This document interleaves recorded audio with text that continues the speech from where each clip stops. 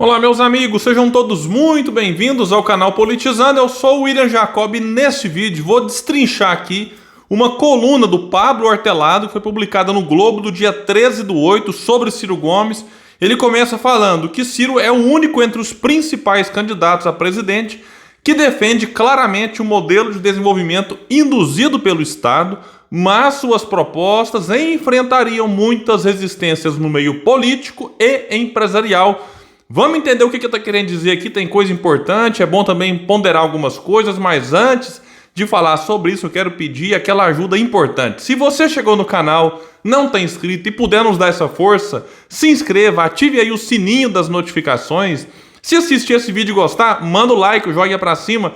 Se não gostar, dislike, que é o joinha para baixo, comenta, compartilha, tudo isso é muito importante para que o nosso trabalho continue chegando em mais pessoas.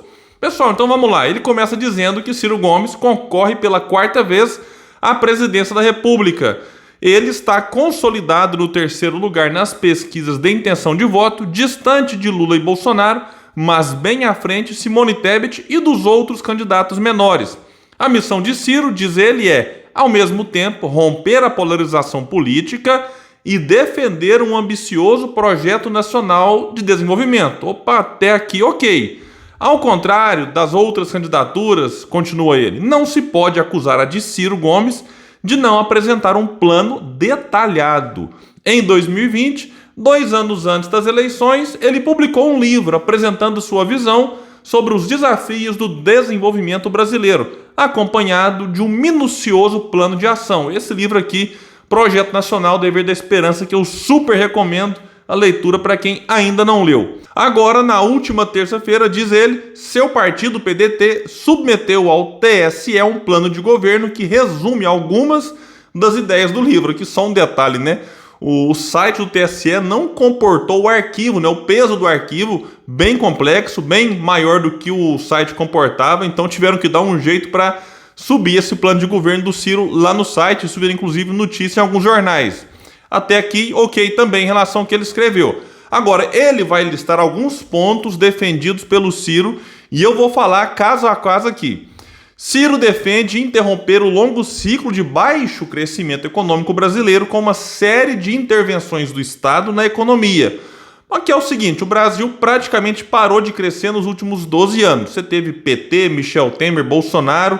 Quando você pega a média, paramos de crescer. Antes disso, vinha num ritmo baixo, 2, alguma coisa, e se contentando com voos de galinha. Cresce 4, 5, depois cresce 1, 2, aí depois cresce mais 5, cresce 1 de novo, cai. Enfim, tá ruim a situação do Brasil. Então você tem que, quando fala que intervenção do Estado, não é como muitos liberais pensam, que é o Estado fazendo 100% de interferência em tudo e na vida de todos. Não é isso. É onde, de fato, ele pode entrar para ajudar iniciativa privada, aquilo que é papel do Estado. O Estado assumir seu papel, tudo conectado com a valorização das universidades, da academia, de pesquisa. Isso é que o Ciro tem defendido. E continua o colunista dizendo, ele, o Ciro, defende ampliar o poder de compra das famílias, resgatando sua capacidade de crédito comprometida pela inadimplência. Vou fazer uma pausa aqui, nós temos mais de 63 milhões de brasileiros endividados. Se fosse 500 mil, 1 milhão, 2 milhões, vá lá. Fala, não, isso aqui é porque a pessoa foi irresponsável, ela gastou mais do que podia, meteu os pés pelas mãos, né? Não, tem que deixar ela se virar. Mas peraí, mais de 60 milhões, né? Tem algo grave aqui que tem que ser feito. O Ciro falou em 2018 disso, virou motivo de chacota, piada.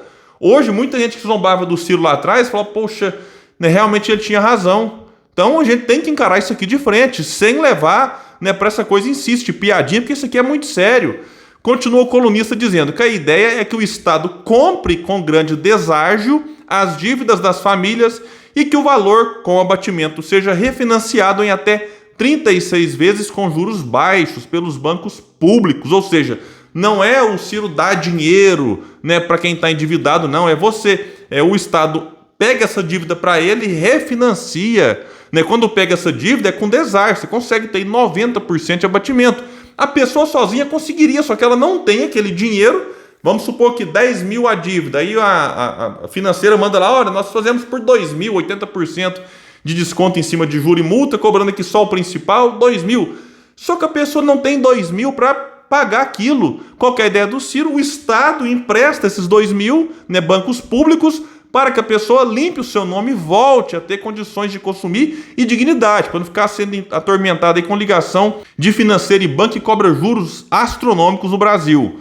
E outro ponto importante, isso aqui que o Ciro propõe para mais de 60 milhões já é feito, mas para produtor rural, para grandes empresários, quando estão endividados ali, né, tem o refis que você vai refinanciar a dívida. Então, né, tem algumas semelhanças aqui, só que para o pobre aí nesse caso é que incomoda muita gente. Voltando para a coluna, ele, o Ciro, também defende ampliar a capacidade de investimento das empresas, capitalizando o BNDES com parte das reservas cambiais. Reservas que estão paradas, então você não pega tudo, pega parte delas, né, e ajuda pequenas e médias empresas com empréstimos baratos através do BNDES, que tem essa função.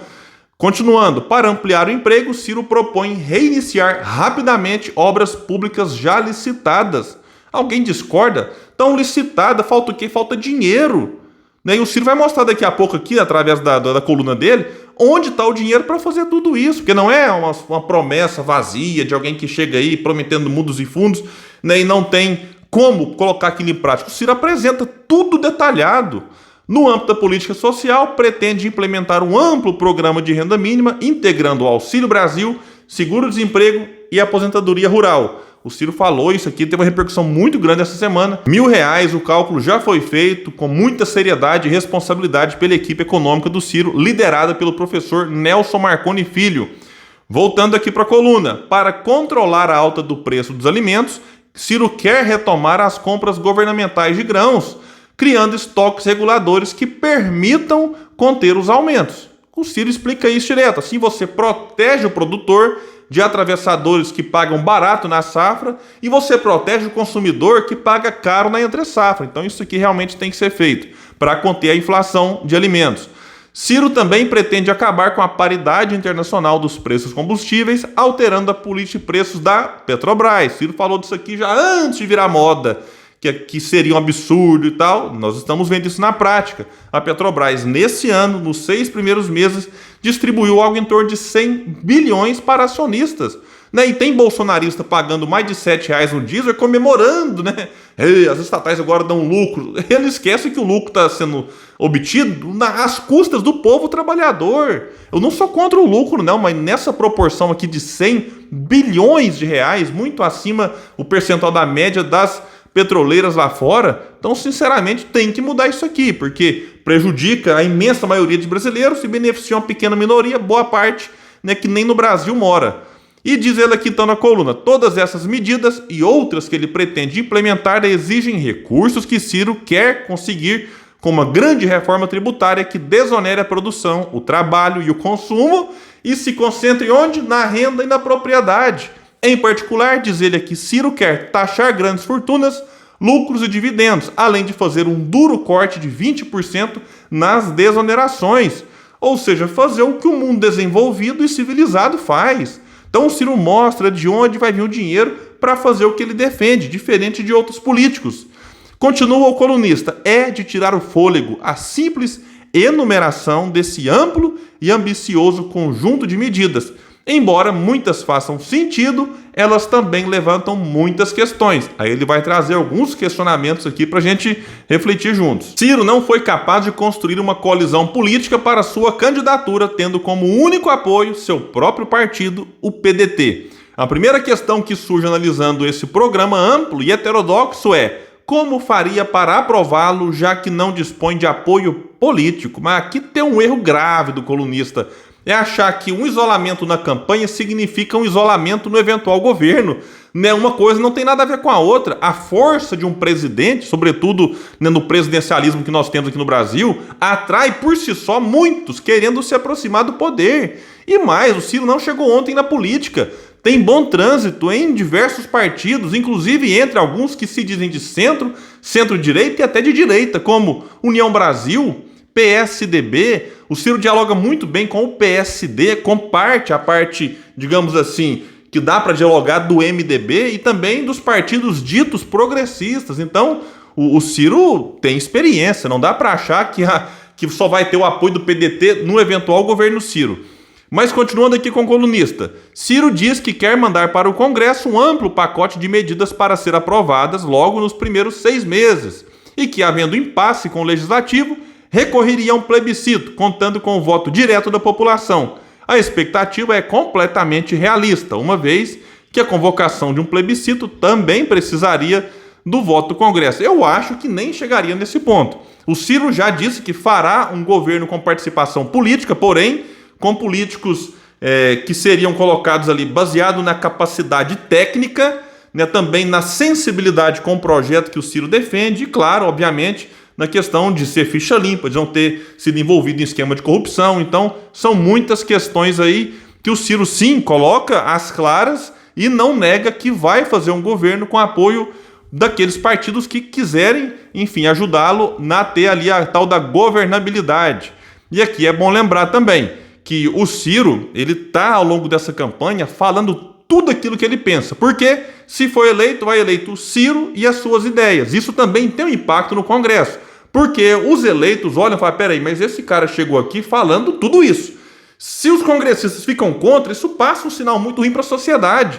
Como se os congressistas estivessem lá atuando pelo quanto pior, melhor. Então, acredito que o Ciro, assim como todo presidente eleito, teria ao longo de 6 meses, talvez um ano, uma espécie de lua de mel, né, com o eleitor e também com o Congresso. Então o Ciro usaria esse período para passar essas reformas com muito diálogo, com muita construção política, porque o Ciro, insisto, não caiu de paraquedas. Já foi prefeito de capital, quer dizer, já administrou o orçamento de uma cidade importante, Fortaleza.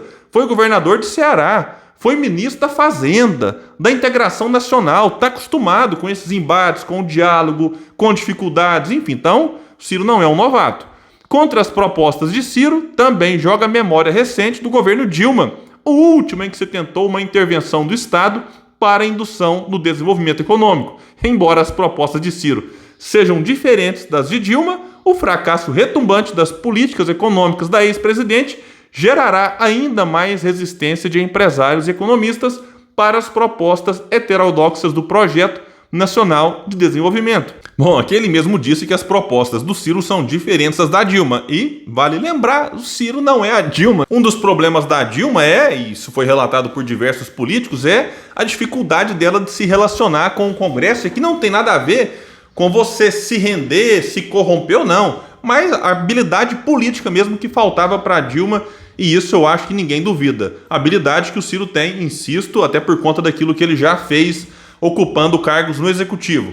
Aqui ele vai dizer que Ciro também enfrenta reservas pelo temperamento explosivo e por ser visto como um coronel. A pecha de coronel é preconceituosa, disse bem aqui, e se deve ao fato de Ciro vir de uma família de políticos nordestinos.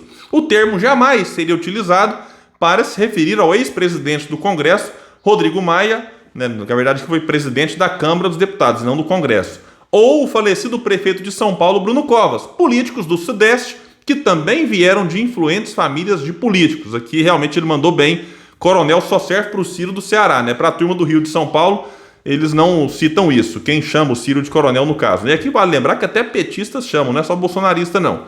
A fama de explosivo é mais pertinente. Ciro se envolveu em muitos bate-bocas e perde a cabeça com facilidade. Para além de adotar uma postura pouco presidencial, há temor de que tome decisões impensadas, movido por impulso. Eu até acho que o Ciro poderia ter evitado muitos episódios aí que hoje dão brecha para ele ser chamado de explosivo, de destemperado e tudo mais. Mas, volto a repetir, peraí, se fosse alguém que não tivesse tido nenhuma experiência no Executivo, eu até entenderia a preocupação. Mas a forma como o Ciro reage diante de alguns episódios, e vale lembrar que o Ciro é um indignado. Muitas vezes em que o Ciro, entre aspas, perdeu a cabeça, foi para ficar ao lado do que é certo. Mas isso nunca comprometeu ele enquanto prefeito, governador e ministro. Nunca tomou uma atitude impensada, impulsiva, que colocasse aí o povo numa situação de ser prejudicado. Então, isso aqui também é bom lembrar da experiência. E para finalizar, ele vai dizer que Ciro é o candidato com o mais elaborado e mais minucioso plano de ação entre os presidenciáveis. Isso aqui, para mim, bastaria para alguém definir o voto nele. É o único entre os principais candidatos a presidente que defende claramente um modelo de desenvolvimento induzido pelo Estado. Ciro tem um ótimo histórico como gestor público, mas suas propostas ambiciosas e heterodoxas enfrentariam muitas resistências no meio político e empresarial. Sim, não seria algo tão simples colocar em prática, mas nós não temos muitas opções. Ou arriscamos com o Ciro, que tem esse plano detalhado para desenvolver o Brasil, ou simplesmente ficaremos aí mais 4 anos reclamando, esperando. E aí será que em 2026 vai vir de novo? Comunismo, fascismo, picanha, cerveja, né? Essas coisas todas que intoxicam o debate só para desviar o assunto em relação àquilo que tem que ser observado e discutido. E aqui eu quero insistir, já falando da parte do apoio político que o Ciro pode ter ou não ter no Congresso. Eu sou candidato a deputado federal. E se eu for eleito, estou dizendo isso claramente, eu estarei lá na Câmara dos Deputados lutando e lutando muito, né, por todas essas medidas que o Ciro apresenta, porque as considero melhores. Se o Ciro for eleito, fica mais fácil, porque ele estará na presidência lutando por isso. Se o Ciro não for, se for o Lula, Bolsonaro ou qualquer um outro nome, porque eu respeito as candidaturas que aí estão, eu estarei lá lutando para conter danos daquilo que for ruim, que tiver que ser votado no Congresso, e estarei dialogando em busca de alternativas em prol do Projeto Nacional de Desenvolvimento. Então eu não sou daqueles que atuo e torço pelo quanto pior, melhor. Então eu farei o possível para ajudar o Brasil defendendo na Câmara dos Deputados o Projeto Nacional de Desenvolvimento. Então é isso. Quem quiser saber um pouco mais da minha candidatura, vou deixar um link aqui no comentário fixo e na descrição. Valeu, pessoal, e até o próximo vídeo aqui no canal Politizando, um espaço que luta por um Brasil melhor.